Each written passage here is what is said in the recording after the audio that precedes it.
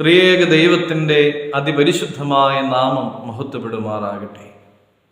ഏവർക്കും ഹെർമിറ്റ്സ് ടോക്സിൻ്റെ 636 ഭാഗത്തിലേക്ക് സ്വാഗതം. ഇന്നത്തെ പ്രഭാത ചിന്തയ്ക്കായി തിരഞ്ഞെടുത്തിരിക്കുന്നതായ വേദഭാഗം എഫേസ്യർ 5-ാം അധ്യായം 16-ാമത്തെ തിരുവചനമാണ്. ഇത് ദുഷ്കാലമാകയാൽ സമയം തക്കത്തിൽ ഉപയോഗിച്ചു കൊള്ളുവിൻ. ഈ സമയവും കടന്നുപോകും. ഈ അടുത്ത കാലത്ത് നാം ഏറ്റവും അധികം കേട്ടിട്ടുള്ള വാചകങ്ങളിൽ ഒന്നാണിത്. എന്നാൽ ഒരു ദാർശനികൻ പറയുന്ന വാക്കുകൾ ഇങ്ങനെയാണ്: സമയം കടന്നു പോകുന്നതായി നിങ്ങൾ പറയുന്നുവോ? ഒരിക്കലുമില്ല. സമയം സ്ഥിരമാകുന്നു, കടന്നു പോകുന്നത് നാമാണ്. സമയം എല്ലാവർക്കും ഒരുപോലെയല്ല അനുഭവപ്പെടുന്നത്. ചിലപ്പോൾ നമ്മൾ പറയും സമയം പെട്ടെന്ന് പോയി, അല്ലെങ്കിൽ സമയം പോയത് അറിഞ്ഞതേയില്ല.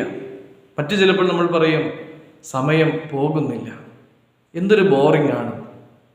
ശാരീരികമായ അസ്വസ്ഥതയുള്ള സമയത്ത്, മാനസികമായി സംഘർഷമുള്ള സമയത്ത്, നമ്മുടെ ഉറക്കം നഷ്ടപ്പെട്ടിരിക്കുന്നതായ രാത്രിയിൽ നമ്മൾ പറയും രാത്രിക്ക് 12 മണിക്കൂറിലും അധികം സമയമുണ്ടോ?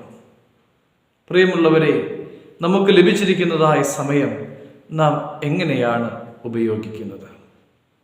സമയം എന്നതിന് ഗ്രീക്ക് ഭാഷയിൽ 2 വാക്കുകളുണ്ട്. നീങ്ങുന്നു എന്ന് നാം വിചാരിക്കുന്നതായ സമയത്തിന് ക്രോണോസ് എന്നും, യുക്തമായ സമയം, നിർണായകമായ സന്ദർഭം, സുവർണാവസരം എന്നീ അർത്ഥങ്ങളിൽ ഉപയോഗിക്കുന്ന ആ വാക്കിന് കൈറോസ് എന്നുമാണ് പറയുക.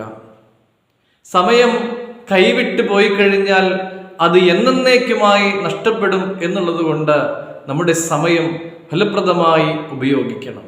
ഭാവിയിൽ അവസരം ലഭിക്കുമെന്നോ ലഭിച്ചാൽ തന്നെ അത് എന്തുമാത്രം പ്രയോജനപ്പെടുത്തുവാനായിട്ട് നമുക്ക് സാധിക്കുമെന്നോ അറിയാത്തതിനാൽ സമയം തക്കത്തിൽ ഉപയോഗിച്ചു കൊള്ളുവാൻ വചനം നമ്മളെ ഓർമ്മിപ്പിക്കുകയാണ്. കൈറോസ്. നമുക്ക് ലഭിക്കുന്ന സുവർണാവസരങ്ങൾ നഷ്ടപ്പെടുത്താതിരിക്കുവാനായിട്ട് നമുക്ക് ശ്രമിക്കാം. ദൈവം നമ്മളെ അനുഗ്രഹിക്കട്ടെ.